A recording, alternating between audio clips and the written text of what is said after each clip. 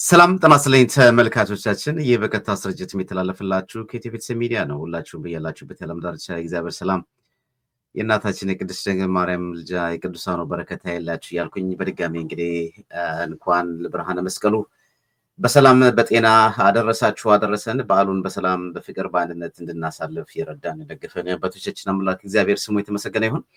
ያው እንግዲህ ዊኬንድ ነውና ሁላችሁም በያላችሁበት እንግዲህ በተለይ እንግዲህ በደቡቡ አካባቢ ላይ ይህ በዓል በስፋት እንደሚከበር አውቃለሁና ባህላዊ ትስስሩ ሃይማኖታዊው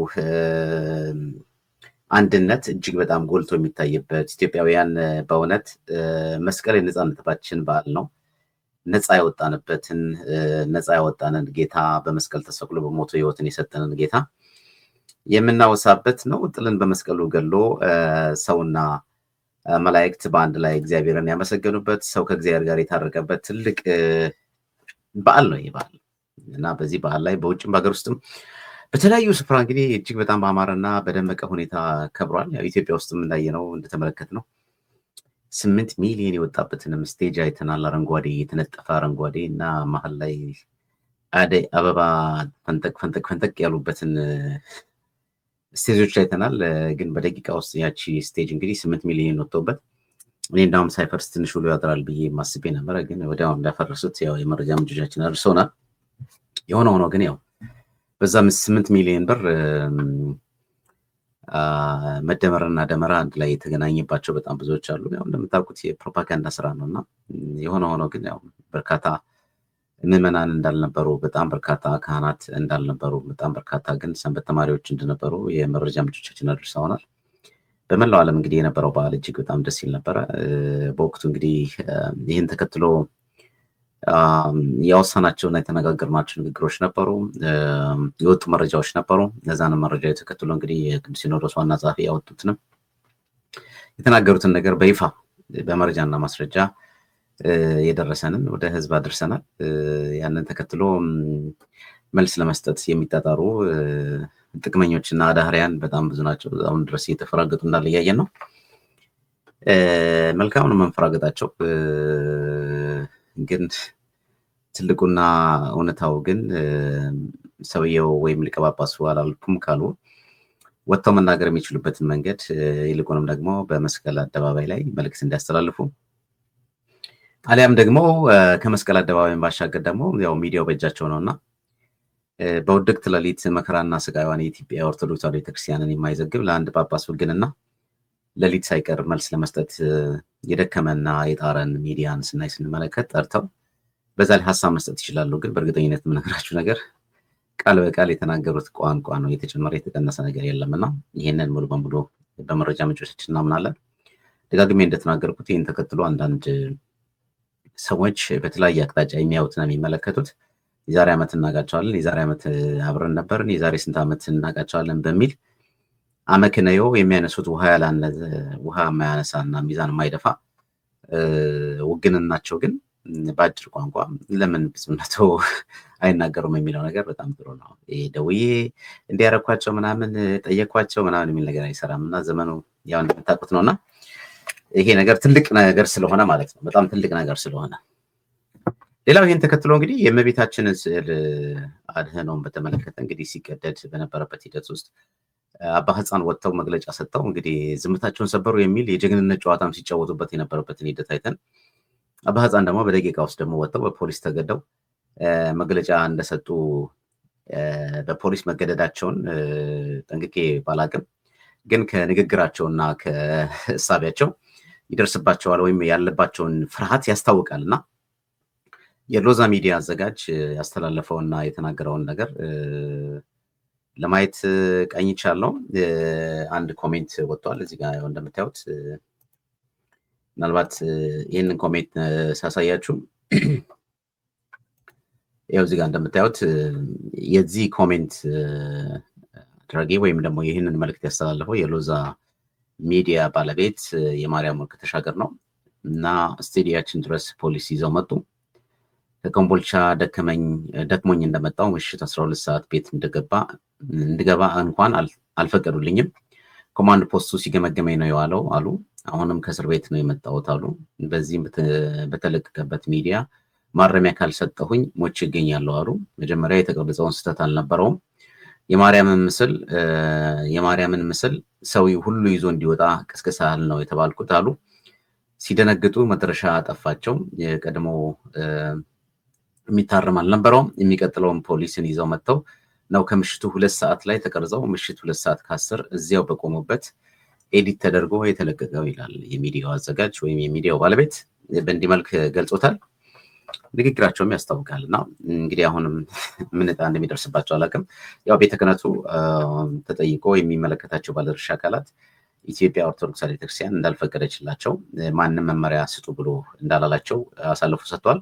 እንዳውም የሰማሁትኝ የመንግስት አካላትም እናንተም እርምጃ ወሰዱ እኛም ደግሞ አስፈላጊውን እርምጃ እንወስዳለን የሚልም የቤተ ክህነቱ ሹማምንት በወቅቱ እንደተናገሩ ለመንግስት ባለስልጣናት ሰምቻለሁ ማለት ነው። የሆነ ሆኖ ግን ምንድነው ባለፈው እንደተናገርኩት አልመለስበትም። ቤቱ ሰው የለውም ለቤተክርስቲያኒቷ የሚቆም ሰው ማለት ነው። ቤተክርስቲያን ውስጥ የሚኖሩ ለቤተክርስቲያን የማይቆሙ ሰዎች ያሉባት ናት ቤቷ ማለት ነው። እና በዚህ ደረጃ እናያለን እንመለከታለን ማለት ነው። ሌላው እንግዲህ እዚህ በፖስተሩ ላይ እንዳያችሁት ሰሞነኛው ጉዳይ ወይም ጉራማይሌ የቤታችን መከራ በሚል በዚህ ርዕሰ ጉዳይ ላይ ነው ዛሬ የምንነጋገረው። ይህን ተከትሎ አንዳንድ መረጃዎች እየወጡ ናቸው። በተለይ ደግሞ እውነት እንነጋገር ከተባለ እንግዲህ መከራችንንና ስቃያችንን የማይናገሩት አባቶቻችን ነግሬያቸዋለሁ። በአደባባይ ላይ ነው፣ የመንግስት ባለስልጣናት ባሉበት ነው። ስለ አንድ ስዕል መቀደድ ሳይሆን ችግሩ አጀንዳ ለመፍጠር ነው በሚል የተናገሩበት ሁኔታ አለ። በዚህ ጉዳይ ላይ የታሰሩ ሰዎችም አሉ እና እነዚህን በተመለከተ እንዲፈቱም ለማድረግ የሚያስችልበትን መንገድ አሳሪዎቹ እነሱ ስለሆነ ብዙም እንደማይሄዱበት ለመነጋገር ሞክሬያለሁ ወይም ባለፈው አስተላልፌላቸዋለሁ። የሆነ ሆኖ ግን እንግዲህ በዓሉ በሚከበርበት ሰዓት ላይ አንዳንድ ብፁዓን አበው ሊቃነ ጳጳሳት ይህንን ጉዳይ በተመለከተ በስፋት መድረክ ላይ ተናግረዋል እና መነጋገራቸው ወይም ደግሞ ይህንን መልዕክት ማስተላለፋቸው በጣም እጅግ ግሩም ድንቅ የሆነ ነው ብዬ ነው የማምነው። ከዚህ አንጻር እንግዲህ አንዱ ቀደም ሲል የኢትዮጵያ ኦርቶዶክስ ቤተክርስቲያን ጠቅላይ ዋና ስራ አስኪያጅ በመሆን ለ3 ዓመት ያገለገሉ አሁን ደግሞ የባህር ዳር ሀገረ ስብከት ሊቀ ጳጳስ ናቸው። እኚህ አባት እንግዲህ ስራ በሚሰሩበት ሰዓት አመስግነናል። ስህተት ባየንበትም ሰዓት ደግሞ ያው ወቀሳችንን ትክክል አይደለም የሚለውን ነገር ለማለት እንደቻልን ለማሳሰብ እወዳለሁ። የተናገሩበት ቶን እና አንቀጽ እጅግ በጣም በእውነት ይበል የሚያሰኝ ይሄ አንድ የባህር ዳር ሀገረ ስብከት ሊቀ ጳጳስ ድምፅ ብቻ ሳይሆን አንድነቱና ፍቅሩ ቢኖር ወይም ደግሞ ለቤተክርስቲያን ውግንናው ቢኖር ኖሮ ሁሉም ብፁዓን አበው ሊቃነ ጳጳሳት በዚህ መልክ ቆመው ቤተክርስቲያኒቷን ማስጠበቅ የሚችሉበትን መንገድ ወይም ደግሞ ክብርና ልዕልናዋን ማስመለስ የሚችሉበትን መንገድ ወይም ደግሞ ከህዝብ ልብ ማንነታቸው ተሰልቦ መሆኑን እንኳን የማያውቁ ጳጳሳት አሉ አሁን ድረስ ማለት ነው። አሁን ድረስ ልክ በቃ እንደ ትላንት ነው የሚያስቡ ሰዎች አሉ አይደለም። እና አንዳንድ ጊዜ ህዝብ ከኛ ምንድን ነው የሚፈልገው፣ ህዝብ ከኛ ምንድን ነው የሚረዳው ስንናገር ህዝብ ምን አይነት ስሜት ሊያሳድር ይችላል የሚለውንም ራሱ በሚሄዱበት አውድ መካከል ውስጥ መታየት መቻል አለባቸው። ለምሳሌ እኔ አሁን ይሄንን ድምፅ ስንሰማ እኚህ አባት አድማጭ ለማግኘት ወይም ደግሞ ትኩረትን ለመሳብ ያደረጉት ነገር አይደለም። በአንድም በሌላም በተደጋጋሚ ባገኙት በአደባባይ በዓላቶቿ ላይ ቤተክርስቲያኒቷ ላይ ለሚደረገው አጠቃላይ ነገር መልእክት ያስተላልፋሉ ለሚመለከተው አካላት ማለት ይሄ ይበል የሚያስችግናቸው ኳሊቲያቸው ነው እኚህ አባት ማለት ነው። ግን የእኚህ አባት ብቻ ነው ወይ ነው ችግሩ የእኚህ አባት ብቻ ነው ችግሩ የሚለውን ነገር ነው ማጤን ያለብንና እስኪ እንስማቸው። ለማመጃ አድርገዋት ቤተክርስቲያኒቱን ስም ሲሰጧት እናያለን። የድፍረት ደግሞ በእመቤታችን ላይ ይሄ እየበዛ ሄዷል። አለማወቅ አለመረዳት። ማን ነው ከእናንተ ውስጥ አንድ ጓደኛችሁ ወላጅ እናትን አቃሎ ፎቶዋን መቅደድ አይደለም ማጨማደድ አይደለም ስም አጠራሯን ዝቅ አድርጎ ቢጠራ የሚታገስ ማን ነው? እሱ ካለ ልጅነቱ ያጠራጠራል። የእናት ፍቅር የሌለውም ያሰኘዋል ካለ ዝም የሚል። ለዚህም ነው ኦርቶዶክሳውያንም እናታችን ስትነካ ዝም የማይሉት። እኔና እኔን መሳዮች ለማስታመም ለማስተማር ትዕግስትን ለማዘውተር ቀስ በቀስ ብለን በሕግ እንሂድ ስንል ወጣቱ ደግሞ ትዕግስቱ ያልቅና ለምን ይላል።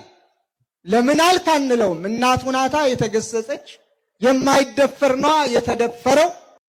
this is the point ባለው እኔ አሁን ብፁዓን አበው ሊቃነ ጳጳሳት በየትኛውም የእርከን ደረጃ ላይ ያሉ የሀገረ ስብከት ሊቀ ጳጳስ ሊሆን ይችላሉ፣ የመምሪያ ኃላፊ ሊሆን ይችላሉ፣ የጠቅላይ ቤተ ክህነት ዋና ስራ አስኪያጅ ሊሆን ይችላል፣ የቅዱስ ሲኖዶስ ዋና ጸሐፊ ሊሆን ይችላል። ማወቅና መረዳት ያለባቸው እዚህ ቦታ ላይ በቆሙበትና ባሉበት ስፍራና ቦታ ላይ መንግስትን ለማስደሰት መድከምና መጣር መዳህ ሳይሆን ወይም ደግሞ ዳዴ ማለት ሳይሆን ያለባቸው ብዬ ማስበው ትልቁ ነገር ወጣቱ እኛ እንኳን ዝም ብለን ወጣቱ ወይም ደግሞ ሚዲያው በሚያነሳው ጥያቄ ውስጥ ዝምታን መምረጣችን እንኳን እንደተጠበቀ ሆኖ ለምን የሚለውን ነገር ግን አንስቶ ግን መናገሩ ተገቢ ነው ብዬ አላስብም። በጣም በጣም ማዝ ነው ዛሬም ይሄንን የግለሰብ ውግንና አላለ በቃ ብፁዕነታቸው አይሉ ብፁዕነታቸው አያደርጉም ብፁዕነታቸው እንደዚህ ናቸው የቤተክርስቲያኑ አባት እንዲያደርግም ብለው ጽንፍ ይዘው የሚከራከሩት ምንደኛና አሽቃባጭ እና ገና ለገና ስልጣን አገኘን ብለው የሚደክሙ ሰዎችን ሳይ በጣም ነው የምገረመው። ይህ ህዝብ ቀድሞን ምን ያህል እንደሄደ ማሳያው በየጊዜው የሚፈጠሩትን ነገሮች እናያለን። ስለ ሃይማኖት በሚነሱ ማናቸውም ነገሮች ላይ የሚከራከረውና ለምን ብሎ ጥያቄ የሚያቀርበው ካህኑ መሪው የቤተክርስቲያኒቷ ኃላፊ ሳይሆን ምዕመን ነው፣ ሚዲያ ነው። የሚዲያ ጩኸት ሲግልባቸው የህዝቡ ጩኸት ሲያስተጋባ ለይምሰል ስብሰባ ብለው ይቀመጣሉ፣ ሳያምኑበት ይወስናሉ፣ ውሳኔውን አፈጻጸሙን ሳይፈጽሙት ይቀራሉ። ስለ አመነው ስለማይወስኑበት ለምን የእግዚአብሔር መንፈስ በእነሱ ውስጥ ስለሌለ ማለት ነው። በዚህ ጉዳይ ላይ ማለት ነው የመጠባበቅና ከለላ የመደራረግ ብቻ ሂደት ውስጥ ነው ያለ ነው። ይጮሃል ህዝቡ፣ ሚዲያው ይጮሃል። ለምን ይሄን ይደረጋል ብለው ነው የሚከራከሩት። ለምን የሚል ጥያቄ ማንሳቱ ተገቢ አይደለም የሚለው የአቡነ አብርሃም ንግግር እጅግ በጣም ገራሚ ነው። ስለዚህ ለዚህ ልብ አድርጉ። በተለይ መልእክቴ ለሁሉም እገሌ ወገሌ ሳንል ይልቁንም ለሃይማኖት ሰዎች፣ ለሃይማኖት መሪዎች በልዩ ልዩ መንገድ ይችን ቤተክርስቲያን የሚያቃልሉ አማኞቻችሁን ለእናታችን ለቅድስት ቤተክርስቲያን ስም የሚሰጡ አማኞቻችሁን እኛ ቅዱስ ጳውሎስ እንደነገረን በቅዱስ መጽሐፍ የተሰቀለውን ክርስቶስን እየሰበክን እኛ የምናምነውን ከመወለዳችሁ በፊት የምናመልከውን ኢትዮጵያውያን ያመለኩትን ኢየሱስ ክርስቶስን በማቃለል ሌላ ስም የሚሰጡትን አማኞቻችሁን አዲስ አማኞች ሆነው ብቅ ያሉትን ፓስተሮቻችሁንም ጭምር አስታግሱልን፣ በቃ በሉልን። በጋራ ሀገር በጋራ እንኑር። በጋራ ሀገር በጋራ በሰላም እንኑር። ለሀገር እድገት እንጣ፣ ለሀገር ሰላም እንሩጥ። ስንት የምንሰራው ስራ መች ጠፋና? በግጭት ላይ ግጭት እንፈጥራለን። በጦርነት ላይ ጦርነት ማወጅስ ተገቢ ነው? ስንት የምንሰራው ስራ የሃይማኖት ሰዎች መች የምንሰራውን ሰራንና የስንት ንጹሐን ደም እየፈሰሰ ነው? ስንቶቹ በረሃብ አለንጋ እየተገረፉ ነው? ስንቶቹ መጠለያ አጥተው የአውሬ ቀለብ እየሆኑ ነው? ወላጆች እንዴት ነው እያለቀሱ ያሉት?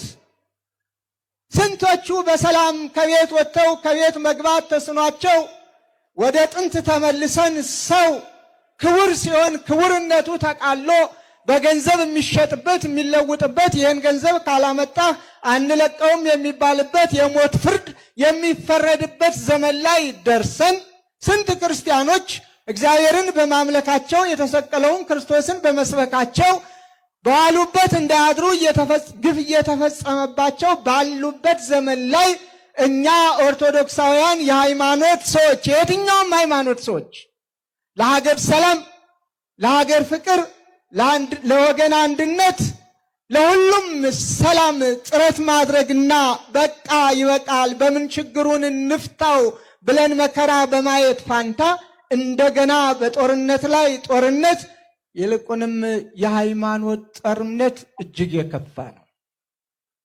የቀረን እሱ ነው። አሁን ሌላውን አይተነዋል፣ የጎጡን አይተነዋል፣ የመንደሩን አይተነዋል። የተሻለ ነገር ማምጣት አለብን እየተባለ የሚደረገውንም እያየነው ነው፣ አይተነዋል። የቀረን የሃይማኖቱ ነው።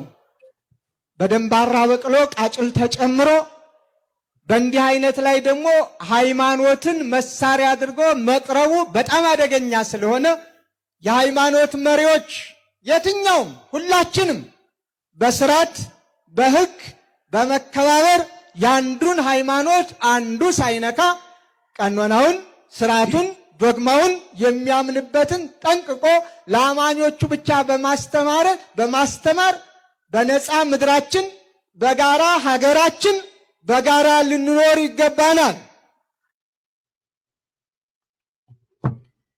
እንግዲህ የተወደዳችሁና የተከበራችሁ አድማጭ ተመልካቾች ይህንን ድምፅ በተደጋጋሚ ሰምታችሁት ሊሆን ይችላል። እጅግ በጣም ግሩም ድንቅ የሆነ መልእክት ነው የብፁዕ አቡነ አብርሃም መልእክት። በነገራችን ላይ ብፁዕ አቡነ አብርሃም ቅድም እንደተናገርኩት ዛሬ ድንገት ተነስተው በተፈጠረው ጉዳይ ላይ ትኩረትን ለመሳብና ወይም ደግሞ እንደሚባለው ለመወደድን ያደረጉት ንግግር አይደለም። ይሄ ለእውነት የቆመን ሰዎች እስከሆኑ ድረስ እውነትን የምንናገረው ነው። ትናንትና የሚናገሩ ነበር፣ ዛሬም ይናገራሉ። ግን ይሄ የአቡነ አብርሃም ብቻ ሀሳብ ነው ወይ?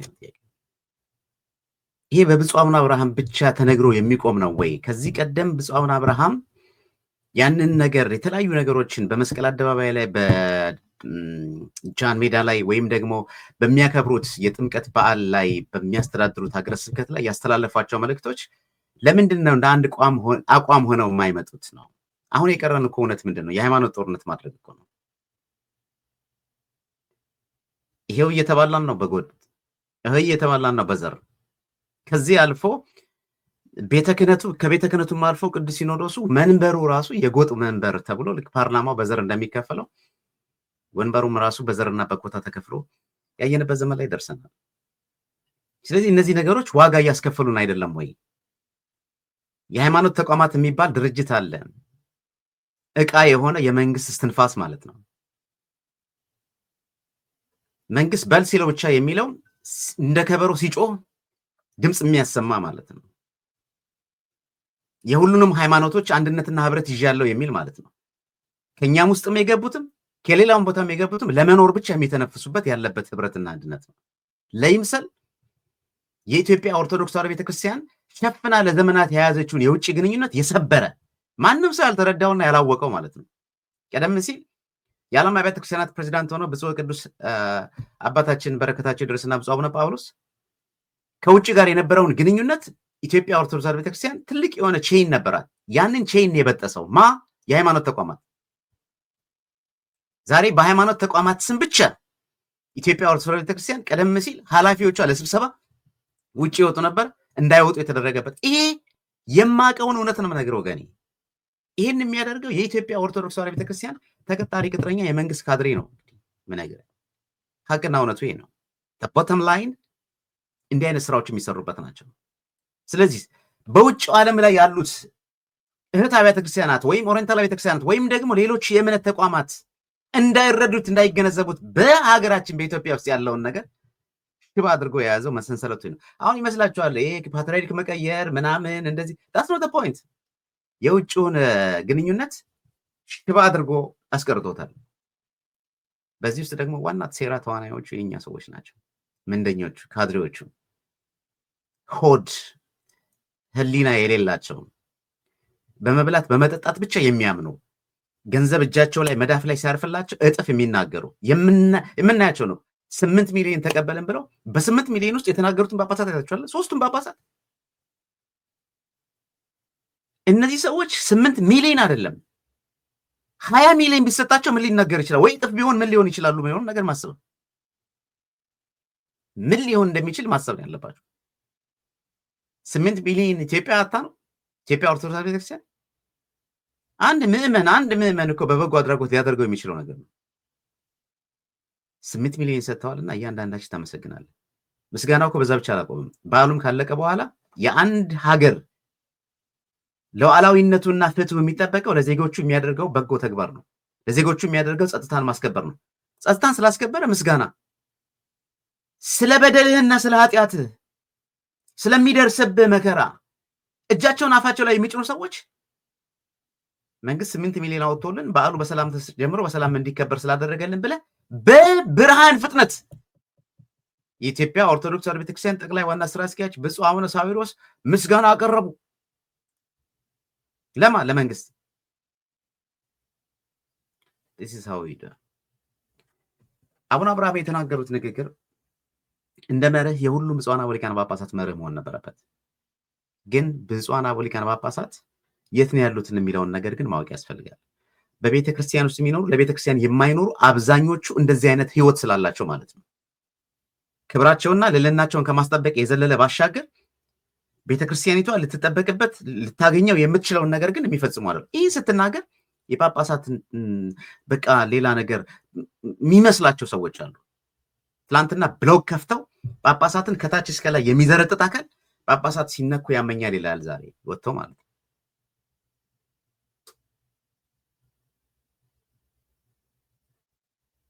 ያሳዝናል በጣም። ይሄ የብፁዕ አብርሃም አቋም የሲኖዶሱ አቋም መሆን መቻል አለበት። በአንድ ወቅት እድል ገጥሞኝ የዛሬው ሳይሆን ባለፈው የመጡ ጊዜ ብፁዕ ቅዱስ አባታችንን አቡነ ማትያስን ለማናገር ሞክሬ ነበር። ከጠየኳቸው ጥያቄ አንዱ ይሄ ነው። እውነት አንድ ነው ወይ ሲኖዶሱ? እርስ በርሱ የማይግባባ እርስ በርሱ የማይደማመጥ መሆኑን ተረድቻለሁ በንግግራቸው። እጅግ በጣም ከባድ ነው። ይሄ ከሆነ ደግሞ ማሻገር አንችልም። ሌላው ቢቀር እኮ የተለያየ አይነት ሀሳብ ቢኖረን የተለያየ አይነት ግንዛቤ ቢኖረን ሰው እንዴት በቆመበት ላይ በቤተ ክርስቲያን ጉዳይ እንዴት አንድ አይነት ሀሳብ ሊኖረን አይችልም? የተለየ ሀሳብ ሊኖረን እኮ አይችልም። ህዝብ ሲጮህ ሚዲያ ሲጮህ አጀንዳ ተደርጎ ይሰበሰብና ውሳኔ ወሰነ ይባላል። ሲኖዶሱ ወሰነ ይጨበጨባል። አፈጻጸም የለም። ስለዚህ እንዲህ አይነት ነገሮቹ ቤተክርስቲያኒቷን ወዴት አቅጣጫ እየወሰዳት እንዳለ እያየን እየተመለከትን ነው። የብፁዕ አቡነ አብርሃም ንግግር በሚቻላቸው መጠን በአገረ ስብከታቸው ይህን መልእክት አስተላልፈዋል። ግን የአቡነ አብርሃም ንግግር በዚህ ብቻ መገደብ የለበትም። ብዙዎቹ ብፁዓን አበው ሊቃነ ጳጳሳት በቃ ሊያደርጉት የሚችሉት ንግግር ነው ብዬ ነው የማስበው። ለምሳሌ አሁን ከዚህ ጋር ተያይዞ እሷን ያከብ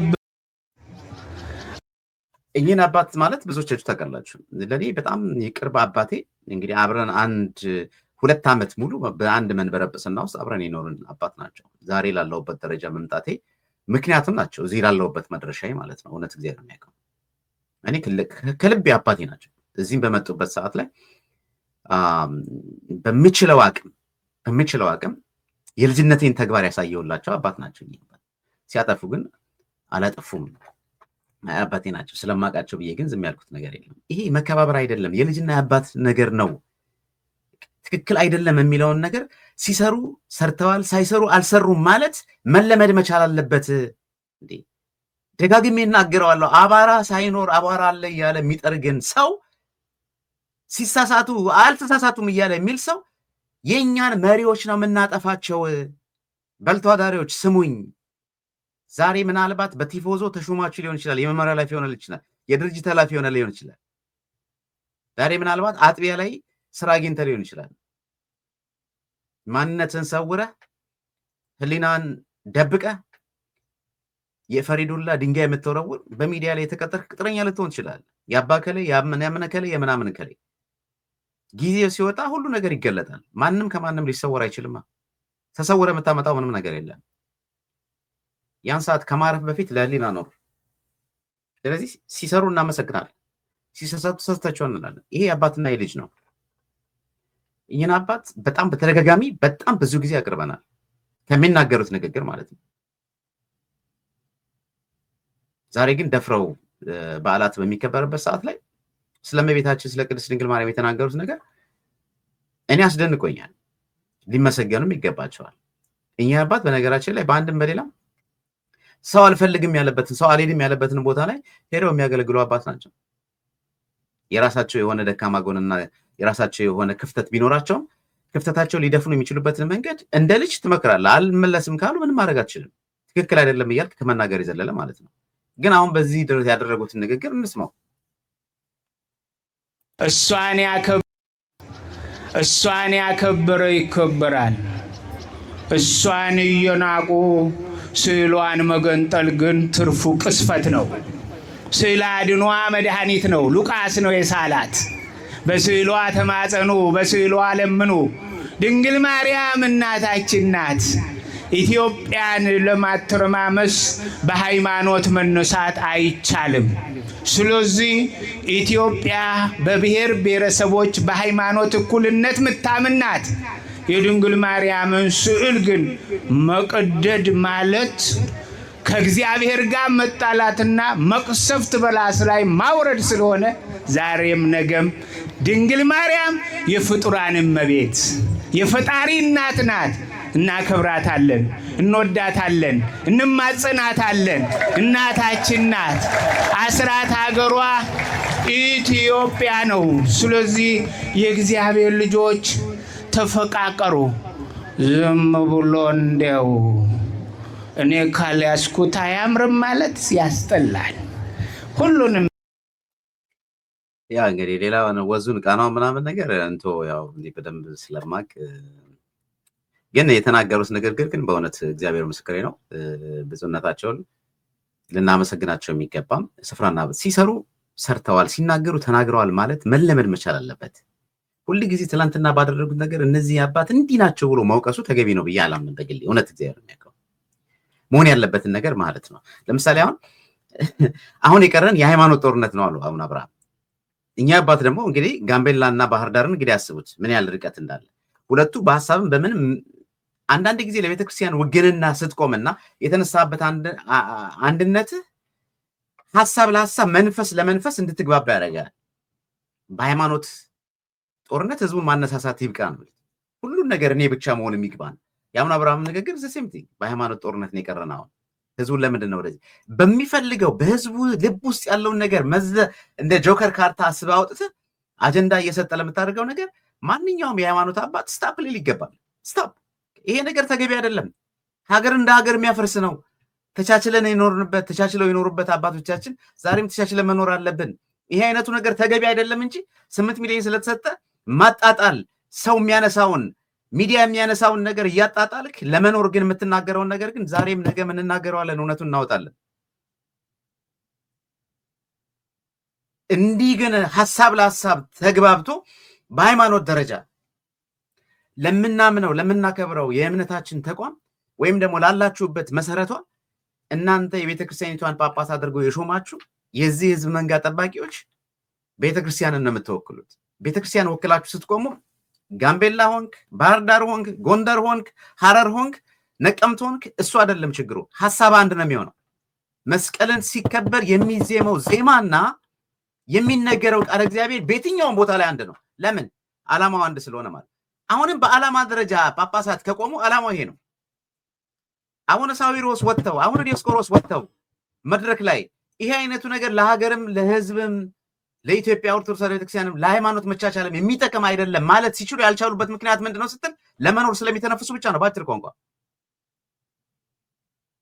ውግንናቸውና ክብራቸው ለቤተክርስቲያን ካለመሆኑ አንጻር የተነሳ ብቻ ነው። አሁን አንዳንድ ሰው ሊል ይችላል ይሄን ስለተናገሩ ነው የቤተክርስቲያን ውክልና የሚኖረው። ይሄ አይደለም። በተደጋጋሚ የሚነሱ ነገሮችን እጃቸው ላይ አፋቸው ላይ የሚጭኑ ናቸው። ለመኖር የሚተነፍሱ ሰዎች ናቸው። ይሄን በሚያደርጉበት ሰዓት ደግሞ መንግስት የኛ ናችሁ ያኛው ተቃዋሚ ደግሞ የኛ አይደላችሁም የሚልበት ወቅት አይደለም። ውግንና ከቤተክርስቲያን ከሆነ በቃ አንተ ኃላፊነትን መወጣት ያለብህን ነገር ነው። ለምሳሌ በጣም በተደጋጋሚ ብፁዓን አበው ሊቃነ ጳጳሳት መማር ያለባቸው ብዬ የማስበው ማጤን ያለባቸው ነገር አለ ብዬ የማስበው በየትኛውም ደረጃ ከቤተክርስቲያኑ መድረክ ውጭ የሚያደርጉት ንግግር መንግስትም ሆነ የሚፈልገው ሰው ብቻ ነጥሎ እንደሚያወጣ አውቀው ተረድተው የሚናገሩት ነገር ላይ ጥንቃቄ ሊያደርጉ ይገባል። የተቀረጸም ያልተቀረጸውን ጥንቃቄ ሊያደርጉ ይገባል። ይሄ ከአንድም ሁለቴ ያዩት የተመለከቱት ነው።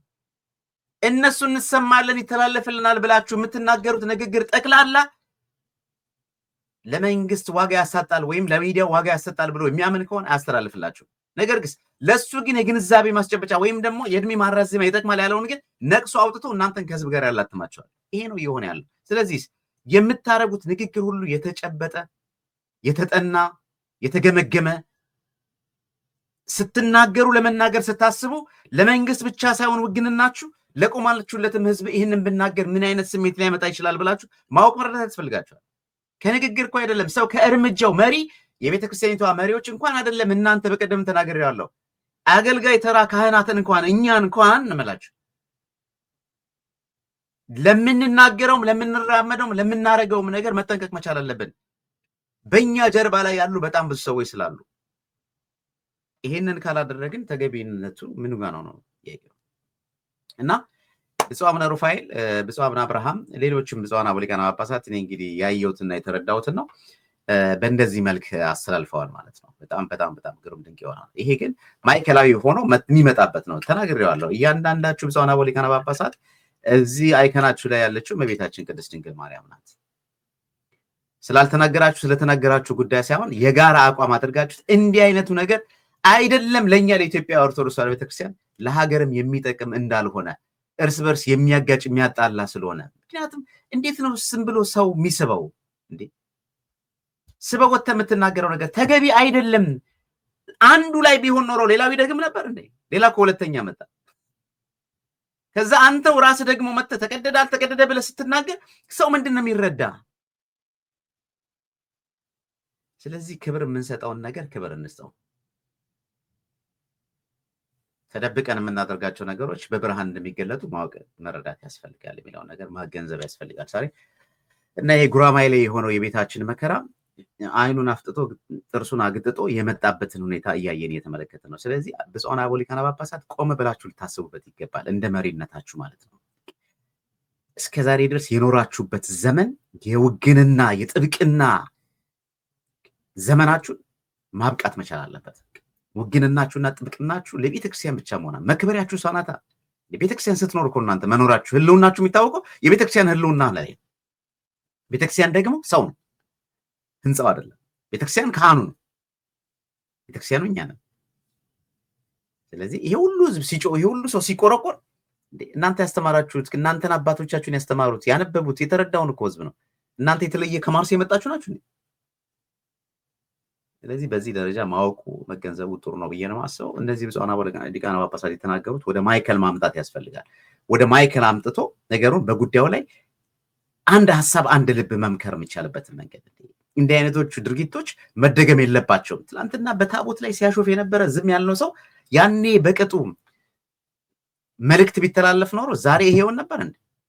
ትናንትና በታቦት ላይ ሲያላግጡ፣ ትናንትና በገድላት ላይ ሲያላግጥ የነበረ፣ ትናንትና በተለያዩ አዋልድ መጻሕፍቶቻችን ላይ ሲያላግጡ የነበሩ ሰዎች ዛሬ በእመቤታችን በቅድስት ድንግል ማርያም ስዕል አድህኖ ላይ መቀደድ፣ መጥፋት፣ መጨማደድ፣ መወርወር ተመጣ ማለት ነው። ነገ ምን ሊመጣ ይችላል የሚለው ነገር ማሰብ ነው። ነገ ቆብን ሊያወልቅሉ የሚችልበትን አይነት አጋጣሚ ሊመጣ ይችላል። ስለዚህ ይሄ ከመሆኑ በፊት በመጀመሪያ ደረጃ እያንዳንድ በተለይ አሁን ጳጳስ ተነካ ያልክ ጥብቅና የምትቆም ማለት ነው በየትኛውም ደረጃ ላይ ያለ አካል እውነቴን ነው የምነግራችሁ የምታዩትና የምትረዱትን ነገር ማወቅና መረዳት ያስፈልጋል ከምንም በላይ ማለት ነው። በዚህ ደረጃ ሁላችሁም ልትረዱት ልትገነዘቡት የሚገባውን ነገር ማድረግ አለባችሁ። ውግንናችን ከቤተክርስቲያን ወገን ይሁን ነው። ለምሳሌ ስለ ውግንና ስናነሳ ሰሞኑን እዚህ ጋር የተፈጸመ አንድ አጀንዳ አለ። ይህችን አጀንዳ ምናልባት ዛሬ እንግዲህ በፌስቡክ ድረገጻችን ላይ መጻፋችን ይታወቃል። ብፁዕ አቡነ ኤርሚያስ ላይ አንድ የፖለቲከኛ የአማራ ፖለቲካ አቀንቃኝ ነኝ የሚል ሰው ጻፈ።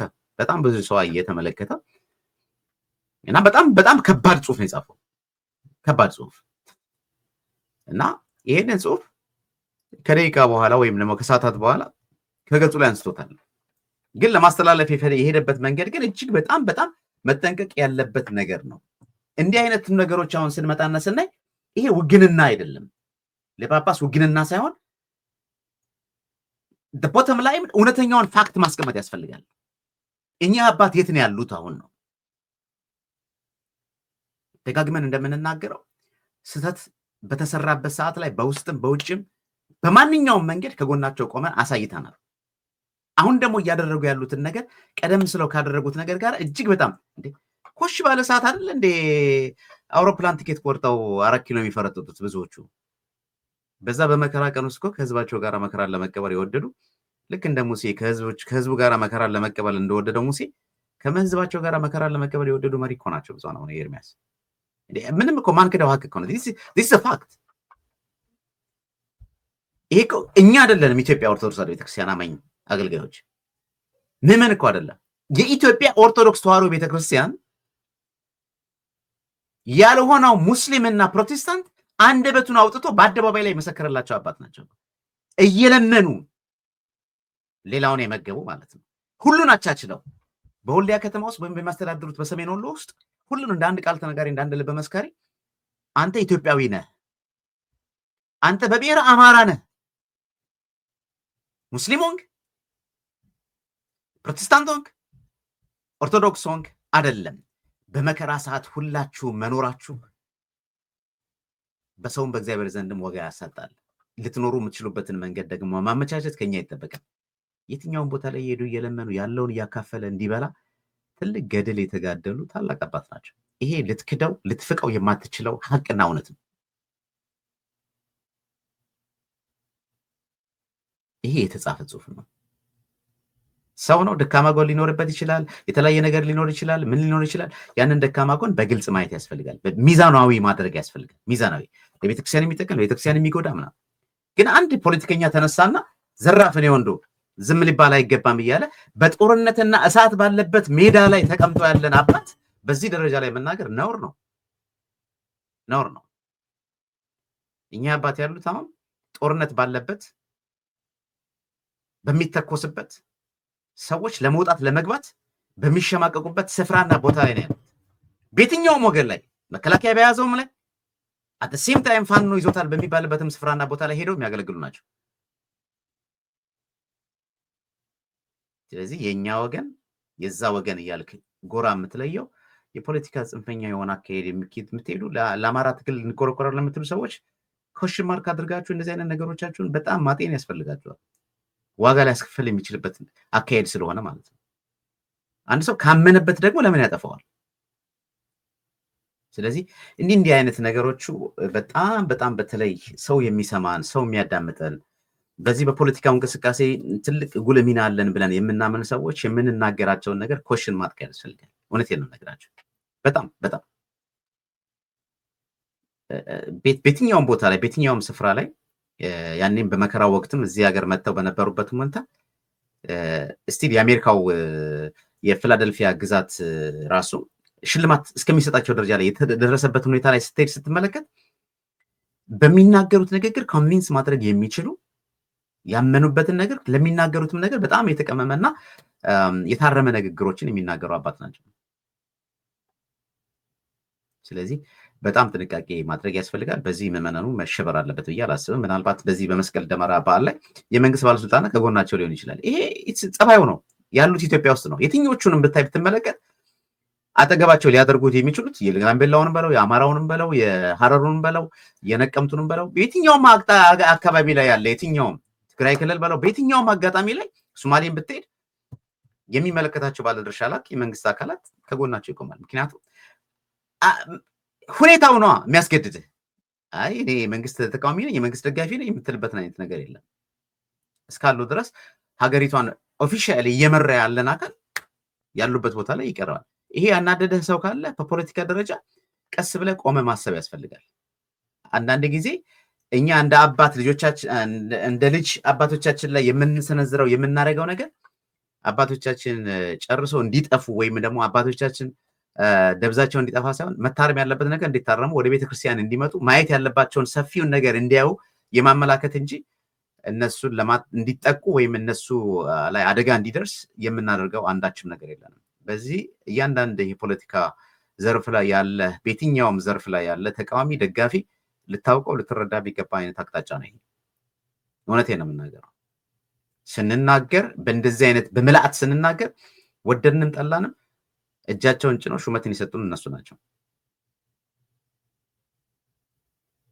መናገር አይገባንም ብለን ያደግንበት ዘይቤ ቢኖርም አሁን ባለንበት ወቅት ላይ ግን ዝምታን መምረጡ ተገቢ አይደለም ብለን አባቶቻችን ያላዩትን ነገር እንዲያዩ እንዲመለከቱ የምንናገረው እንዲጠፉ አይደለም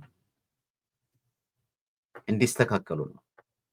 ግን አሁን የፖለቲከኛው አነጋገር ግን እንዲጠፉ አደጋ እንዲደርስ ከመሆኑ አንፃር የተነሳ ትልቅ ምልክት ያለበትን እንደዚህ አይነት የጥንቃቄን ኩሽን ልናደርግበት የሚችልበትን መንገድ ማራመድ ያስፈልጋል የሚለውን ነገር ለመናገር ወዳለው። ይሄ ድምጽ የሚሰማችሁ ይህ ምስል የሚታያችሁ ሁላችሁም እንግዲህ ሰሞንኛው ጉዳይ ላይ በዚህ ጉራማይ ላይ በሆነው የቤታችን መከራ በእንደዚህ አይነት ጉዳይ ላይ ተነጋግረናል። በቀጣይ ሰፊ አጀንዳዎችንና ጉዳዮችን ይዘን ወደ እናንተ እንመጣለን። ስለሰማችሁን ስላዳመጣችሁንም ከልብ እናመሰግናለን። ይሄንን ሚዲያ በመደገፍ ደረጃ ከጎናችን በመቆም በዶነር ቦክስ፣ በዜል፣ በካሻፕ እንደዚሁም በዚህ በሱፐር ቻት በሱፐር ስቲከር ለምትረዱን ከወዲሁ ከልብ አመሰግናለሁ። በያላችሁበት ሰላማችሁ ይብዛ ነው የምለው። በያላችሁበት ሰላማችሁ ይብዛ። በመውጣት በመግባታችሁ ሁሉ እግዚአብሔር አምላክ ይጠብቃችሁ። በእውነት ለቤተክርስቲያኒታችን አለኝታ ዛሬ እየሆነ ያለው ይሄ ህዝብ ነውና ይሄን ህዝብ እግዚአብሔር ክፉ አይንካው። አባቶቻችንም ልቦና ይስጥልን ለማለት እወዳለሁ። በአጠቃላይ ሀገራችን ኢትዮጵያን ሰላም ያደርገልን። በመውጣት መግባታችን ሰላም ካለ ሰላም አንግበን መሄድ እንችላለን። ለዛሬ ያቀረብኩላችሁ ይህንን ፕሮግራም ይመስላል። ሰላም ሁኑ፣ ሰላም ቆዩ ሁላችሁ